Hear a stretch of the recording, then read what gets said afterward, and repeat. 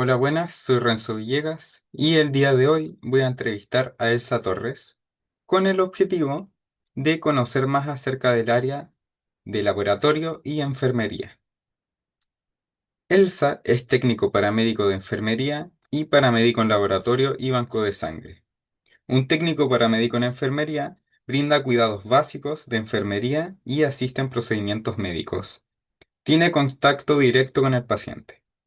Un paramédico de laboratorio es un profesional capacitado cuya función es apoyar en la preparación de muestras, ejecución de técnicas y análisis, además del manejo de equipo y materiales de laboratorio. Elsa lleva más de 20 años en el área de la salud, trabajando en hospitales, clínicas, laboratorios y residencias sanitarias. Actualmente trabaja en un resort en el área de enfermería. Dicho esto, comencemos con la entrevista.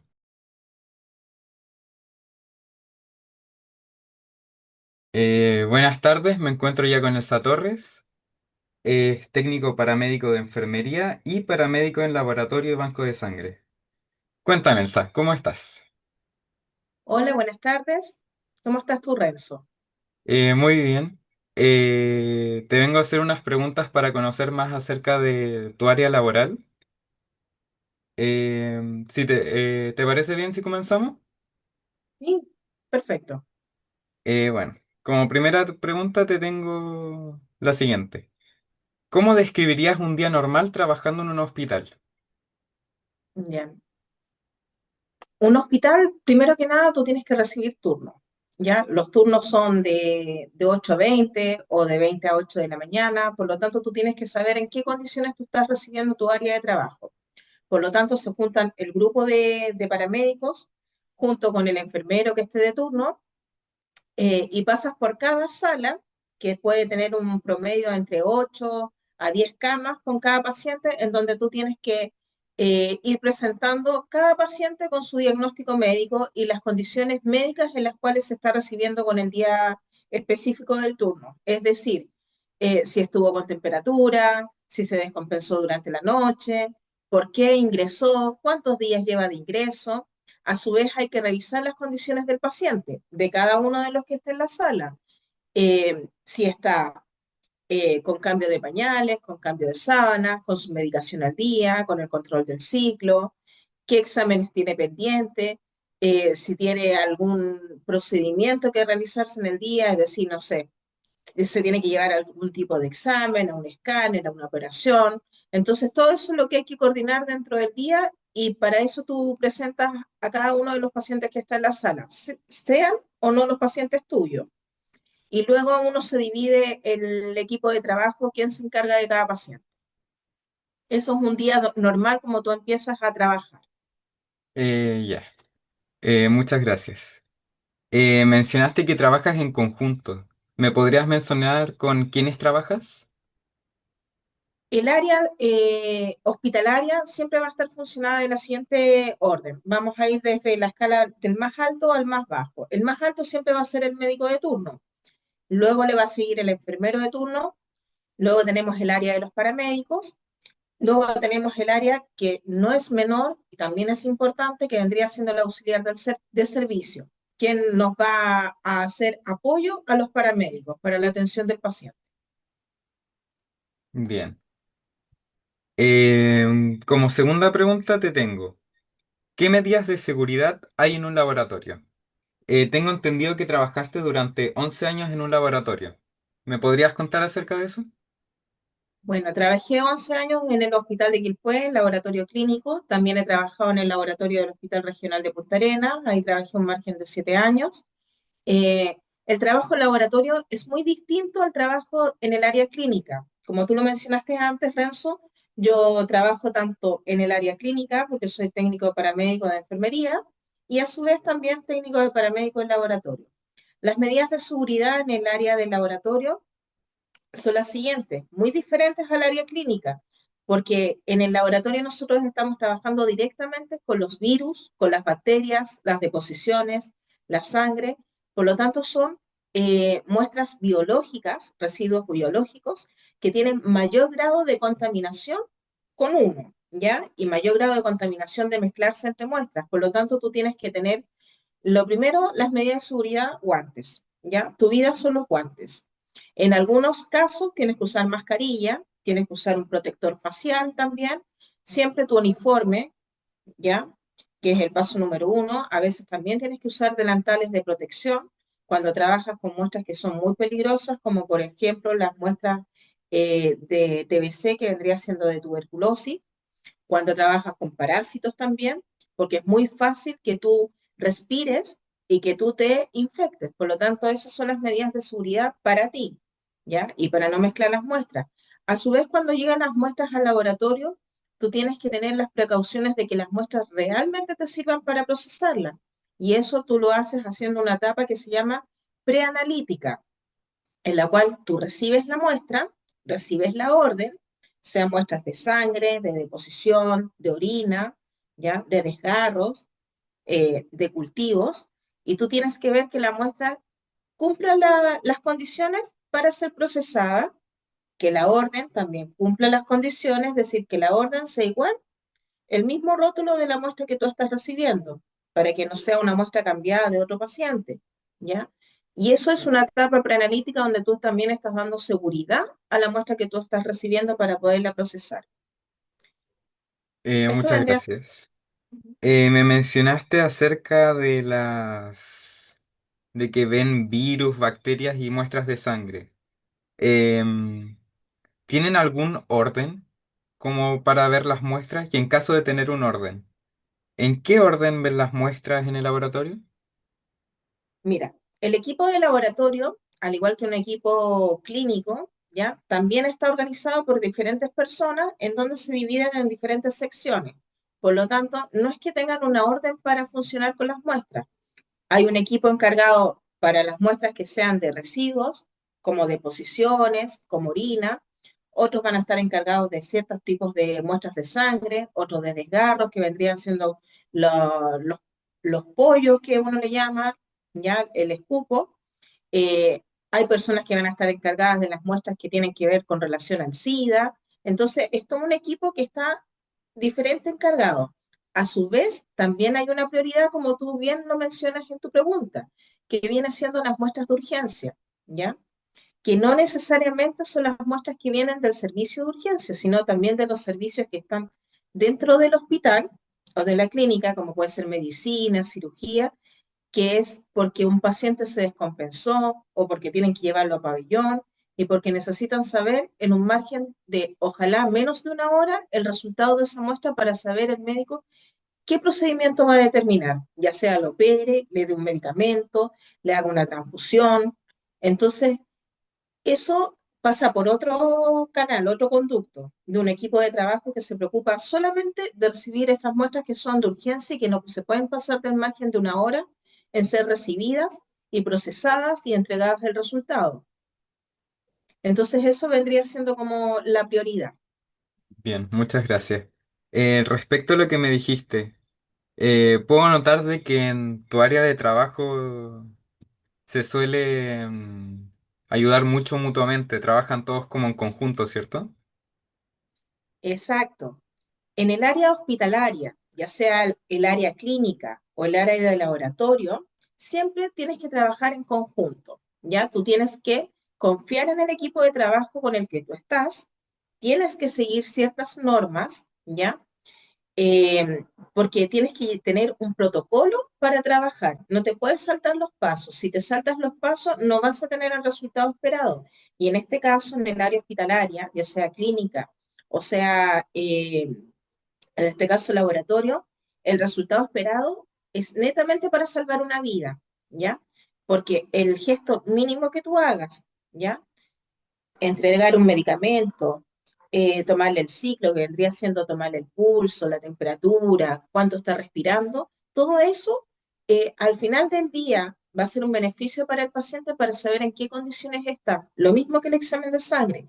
Sigues un protocolo en conjunto con tu equipo de trabajo para tener el resultado, para entregarle un servicio al médico y para que vea cuál es el diagnóstico que le tiene que dar. Y ese diagnóstico salva vidas. Por lo tanto, es importante trabajar en conjunto y confiar en tu equipo de trabajo y seguir los protocolos. Bien, muchas gracias. Respecto al personal en un laboratorio, ¿cuánto personal de la salud trabaja en un laboratorio? Mira, el laboratorio, eh, igual como te explicaba en la cadena de enfermería, también hay una jerarquía, ¿ya? Está el jefe de laboratorio, que puede ser un bioquímico, puede ser un tecnólogo médico, un químico farmacéutico, ¿ya? Un bioquímico, que vendrían siendo carreras que se estudian en la universidad, ¿ya? El jefe de laboratorio, después le van a seguir un grupo de tecnólogos médicos, ¿ya? Que se van a encargar de diferentes áreas, ya sea hematología, banco de sangre, virología, ¿ya? Eh, bacteriología, serología. eh, También está en la parte de las hormonas, ¿ya? Que eso se encargan específicamente los bioquímicos dentro de un laboratorio, que generalmente son dos o tres bioquímicos. Luego de ello vendrían los técnicos paramédicos, ¿ya? Que se van a encargar de los procesos de las muestras, ya sea tomarlas, hacer la etapa preanalítica, como te había dicho anteriormente, cooperar en la parte del proceso, preparar muestras, preparar material también. Y luego tenemos, al igual que en el área clínica, el auxiliar de servicio, que es el encargado de lavar el material dentro del laboratorio. Eliminar también los desechos, porque los desechos dentro del laboratorio no van como a la basura común o tirados por el lavamanos, sino tienen que ir en contenedores especiales, que esos contenedores luego se envían junto con el resto de muestras biológicas, como por ejemplo en el hospital, cuando hay amputaciones, cuando te sacan órganos y cosas así, también van junto con estas muestras de laboratorio a residuos especiales, que son llevados a la morgue, ¿ya? Para ser quemados. Eso vendría siendo como el equipo de laboratorio. Bien. Mencionaste al jefe de laboratorio. ¿El jefe de laboratorio es elegido por el mismo personal o, o no? No, mira, el jefe del laboratorio cumple un cargo que va a servicios públicos. Ya, hay una plataforma donde tú postulas para ciertos trabajos y dentro de esos trabajos está el ser jefe de laboratorio. No los cogen tus pares, sino tú tienes que tener conocimientos, cursos, es muy importante tener cursos, experiencia, si es que la has adquirido, y postulas a esa plataforma y puedes acceder a ser jefe de laboratorio. Por eso te decía que el jefe de laboratorio podría ser un bioquímico, un tecnólogo, ¿ya? Un químico farmacéutico, cualquiera de esas tres personas que cumplan con los requisitos que están pidiendo en ese momento para el cargo. Muchas gracias. Em, Respecto a los turnos de los hospitales, ¿cómo es que funcionan los turnos? Mira, los turnos en los hospitales son relativos. Tenemos el cuarto turno y el tercer turno. El cuarto turno significa que tú trabajas un día, un día de noche y tienes 2 días libres. ¿Cómo funciona ese horario? Entras a las 8 de la mañana y sales a las 8 de la tarde. Y de noche a las 20 horas y sales a las 8 de la mañana. Cuando hablamos de tercer turno, hablamos que tú vas a tener un día libre, o sea, perdón, un día de día, un día de noche, un saliente de ese mismo día de noche y al otro día vuelves a entrar de día. Es decir, pierdes un día libre porque solamente tienes la mitad del día libre. Y ese es tercer turno. El tercer turno está aplicado principalmente cuando hay escasez de paramédicos. Entonces tienes que hacer ese tercer turno porque no hay personal disponible. Cuando estuvimos en pandemia, los turnos fueron distintos, porque tú trabajabas 24 horas en el servicio, tenías un día libre y el otro día volvías a estar 24 horas, porque no había personal suficiente y necesitaban reforzar los turnos. Entonces era mucho más desgastante para todos los que trabajábamos en el área de la salud. Podríamos decir que es bastante esforzado ser del área de la salud, ¿cierto? Es muy esforzado porque tú dejas muchas cosas de lado, ¿ya? Todos los trabajos son importantes, todos los trabajos requieren tiempo y dedicación, pero el área de la salud a mi juicio, encuentro que dejas muchas veces familia de lado, fechas importantes, a veces no tienes los tiempos programados que tú tienes porque es un área netamente de vocación, como lo vimos en pandemia, en donde mucha gente tuvo que trabajar, dejar a sus familias de lado, estar 24/7 en un servicio para poder ayudar a la comunidad, porque es netamente un trabajo de vocación. Entonces, sí, tu respuesta es muy esforzado, ¿ya? Es desgastante. Para la mujer sobre todo es desgastante porque tienes que pensar que la mujer tiene que ser madre, tiene que ser esposa o dueña de casa y además trabajadora, cumplir extensas jornadas de trabajo y muchas veces no te equipara con tu vida familiar. Y eso es en todo el área de la salud. Bastante forzado por lo que me dices. Trabajaste en residencias sanitarias. ¿Me Correcto. podrías contar acerca de cómo es trabajar en una residencia sanitaria?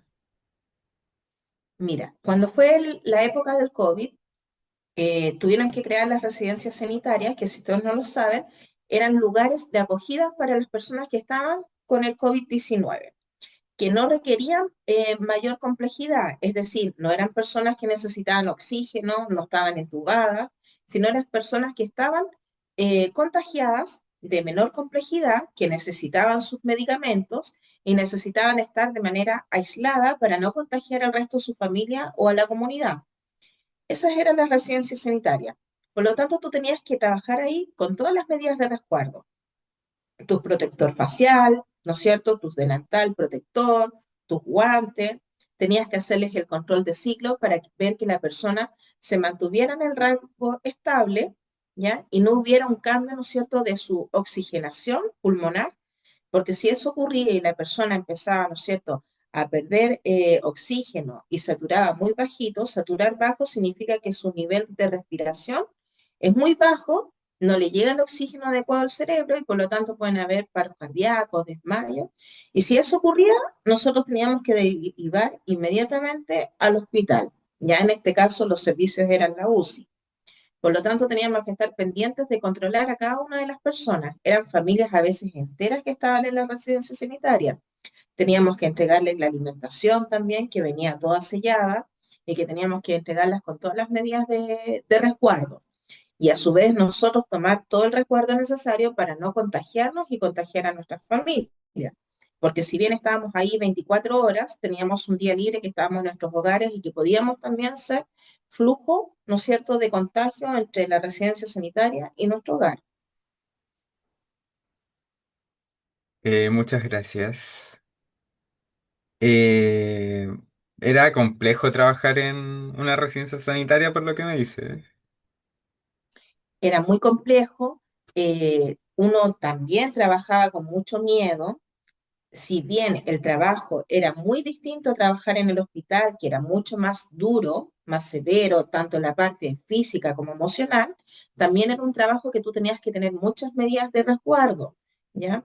También tener el asunto de cuando tú te ibas a acercar a la persona a controlarle los ciclos, como bien te lo había mencionado antes, que es lo que se controla los ciclos, eh, las personas igual tú tenías que darle esa confianza eh, y ser empáticos con ellos porque ellos se sentían como que estaban infectados, se sentían mal emocionalmente, ¿ya? Tenías que darles esa contención y esa seguridad de que todo iba a estar bien, porque ellos estaban aislados, no sabían qué sucedía con su familia, muchos estaban ahí, habían perdido seres queridos, ¿ya? También tenían miedo, entonces tú tenías que hacer una contención psicológica, aparte de cumplir con tu rol de enfermería. Claro, claro. Respecto al laboratorio ahora, ¿qué situaciones complejas se pueden observar en un laboratorio?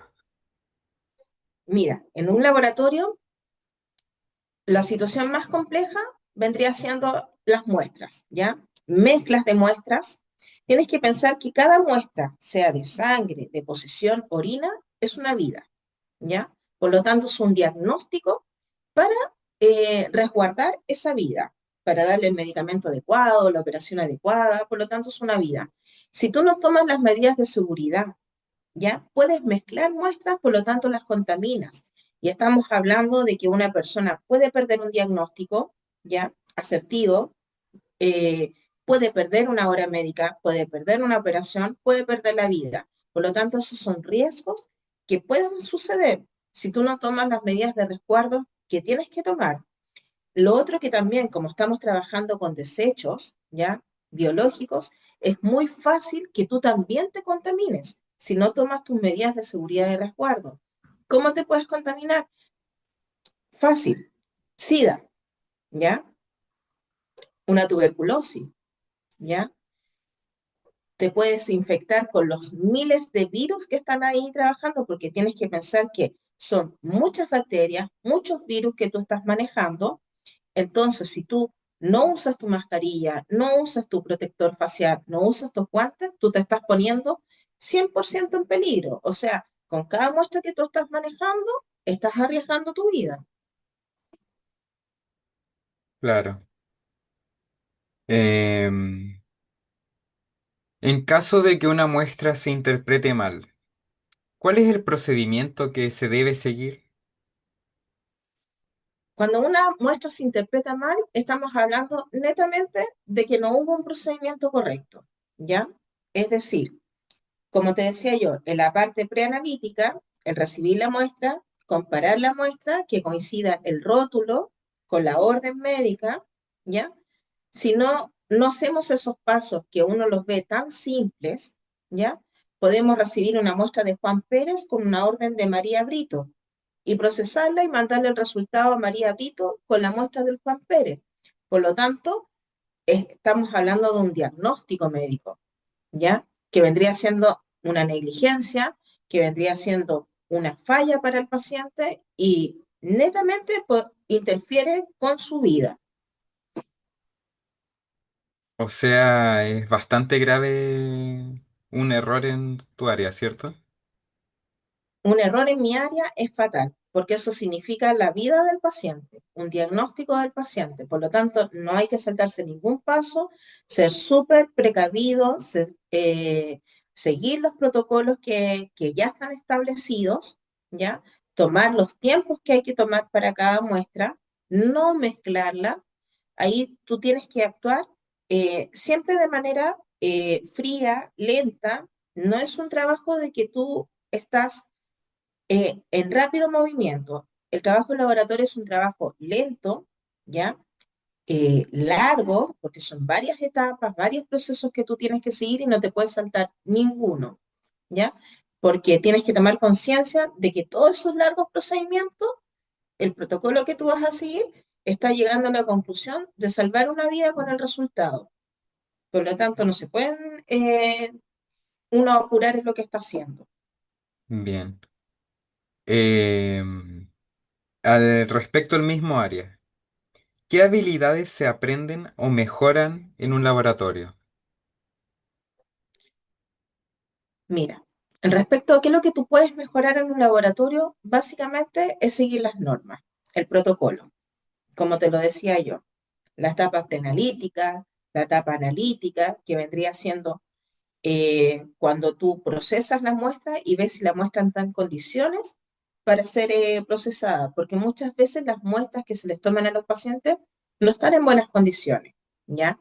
A veces se hemoliza, que eso significa que pasó mucho tiempo la jeringa, la aguja en la vena del paciente, por lo tanto esa sangre ya no te sirve, ¿ya? A veces muy poca cantidad, a veces el paciente comió mucha grasa, por lo tanto su muestra de sangre está llena de grasa y tampoco sirve para analizarla. A veces sus muestras de orina son muy escasas, lo mismo las deposiciones. Entonces, esas son cosas que se pueden mejorar. ¿Cómo se mejora? Cuando tú recibes una muestra en malas condiciones, tú llamas al servicio y pides una nueva muestra, ¿ya? Porque si no, no sacas nada con procesarlo porque no te va a dar el resultado esperado, el resultado que debe ser.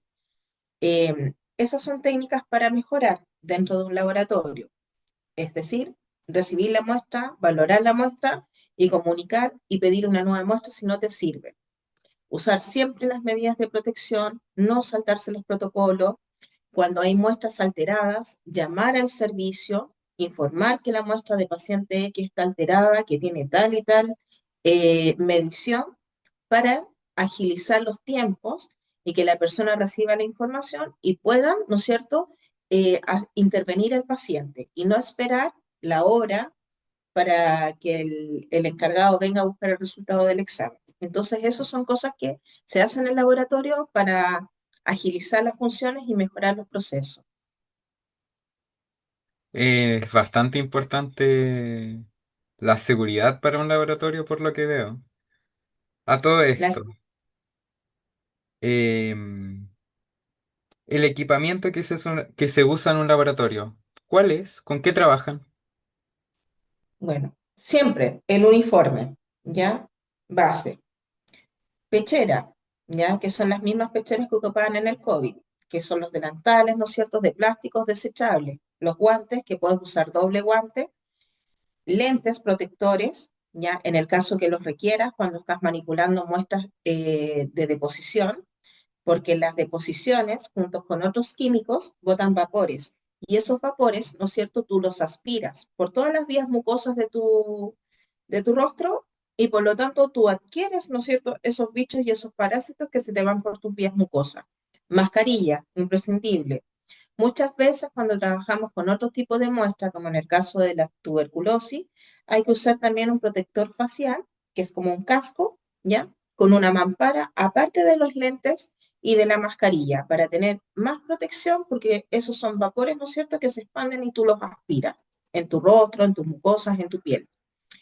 Esos son, vendría siendo como el uniforme dentro de un laboratorio. Y respecto a los útiles que ocupan, ¿con qué ven las muestras? ¿Cómo dan un análisis a estas muestras de sangre que menciona? ¿Cómo descubren qué bacteria es, qué virus? Mira, como te dije, hay diferentes áreas, ¿ya? Entonces, cada área tiene un equipamiento distinto. Cuando tú trabajas en el área de bioquímica, ya que te ve los resultados de la glicemia, la uremia, las pruebas hepáticas, lipídicos, entre otras, tú trabajas con unas máquinas. Estas máquinas te van midiendo y te van sacando los sueros, mezclándolos con ciertos reactivos. Los reactivos vendrían siendo como el líquido que tú mezclas la sangre, mezclas este suero, ¿ya? Para ver cuánto es el rango, ¿no es cierto?, de este suero dentro de los parámetros que ellos tienen, porque te dan unas combinaciones y así tú sabes si tú eres diabético, tienes problemas al riñón, tienes el colesterol alto, ¿no? Y estas máquinas te miden todo. Pero para que lleguen estas muestras a estas máquinas, hay unas máquinas que se llaman centrífugas, ya que no son las centrífugas de la ropa ni nada de eso, pero cumplen una función similar porque tienen unos hoyitos, unos capachitos, donde tú colocas tus muestras de sangre, que vienen en unos tubitos. Cada tubito viene con un reactivo distinto.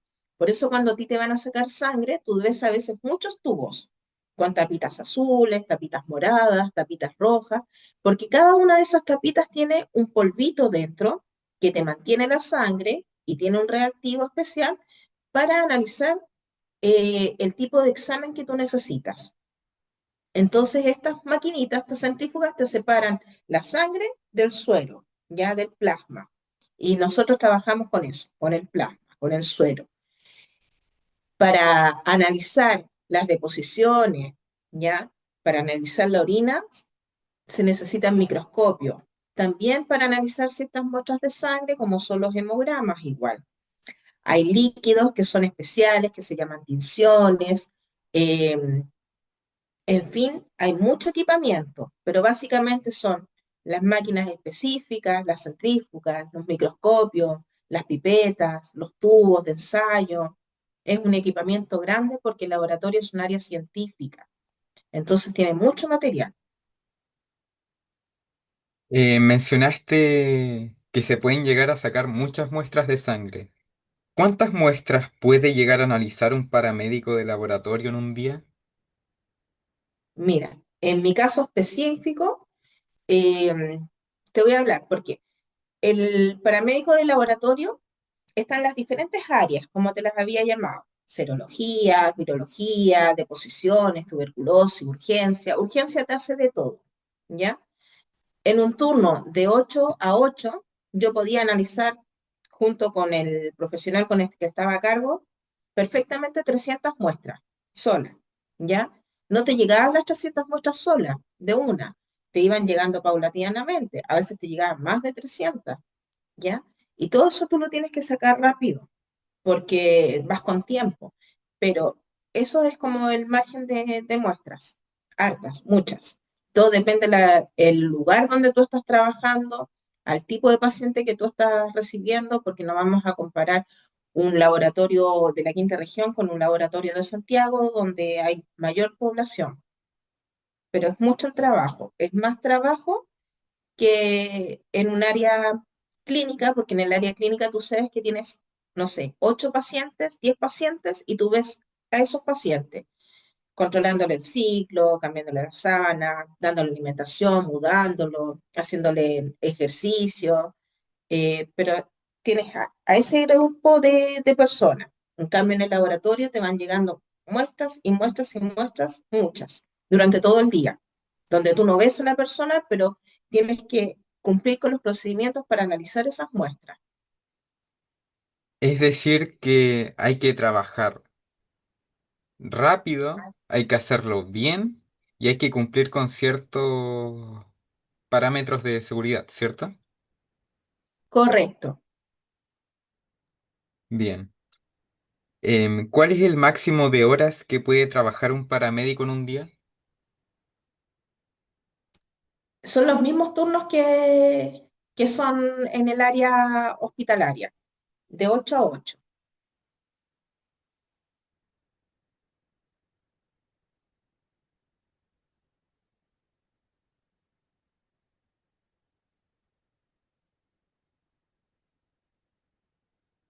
No se escucha. Disculpe. ¿Cuántos años de estudio se requieren para ser técnico paramédico de enfermería? En mi caso, yo estudié 1 año y medio en esos entonces. Ahora los asuntos han cambiado en base a políticas y estudios donde para ser técnico paramédico tienes que estudiar 2 años en, que te preparan en un instituto, ¿ya? Eh, Antes, ¿ya? No era así, sino tú salías, estudiabas en el mismo liceo para ser técnico paramédico, ¿ya? Entonces las políticas han cambiado, las técnicas han cambiado, los años también se han alargado, pero básicamente es lo mismo. Claro, porque antes esto eran institutos, ¿cierto? Sí. Bien. Em, Como última pregunta te tengo. ¿Cuántos años de experiencia se requieren para poder desenvolverse bien en un laboratorio? Mira, la experiencia te la va haciendo la práctica, ¿ya? En mi caso yo estuve 11 años, como bien mencioné, en un laboratorio, luego estuve 7 años en otro laboratorio. Los laboratorios tienen todo el mismo protocolo para trabajar, es un protocolo universal. Todos los laboratorios se especializan en diferentes áreas. Si bien, por ejemplo, Quilpué recibía muestras de tuberculosis, no las procesaba con sus cultivos, siendo en Punta Arenas que sí se procesaban con sus cultivos. ¿Qué quiere decir esto? Que cuando tú estás en un laboratorio, vas a adquirir siempre conocimientos, ¿ya? Y cuando te cambias de área a otro laboratorio, vas a tener esos conocimientos y a su vez vas a adquirir otros, porque no todos los laboratorios tienen especializaciones. Como te decía, Quilpué no tenía la especialización de los cultivos de tuberculosis y Punta Arenas sí los tenía. Entonces tú vas adquiriendo conocimientos en la práctica. Ya tienes tu base de conocimiento, pero te perfeccionas aún más. Bien, esas serían mis preguntas. Muchas Muchas gracias. gracias, Elsa, por aceptar la entrevista. Me pareció bastante interesante lo que me contabas acerca de tu área laboral y cómo es que trabajan con ciertos parámetros. Se puede ver de que es un trabajo bastante esforzado. Y nada, muchas gracias. Listo, que estés muy bien. Hasta luego. Buen día. Hasta luego.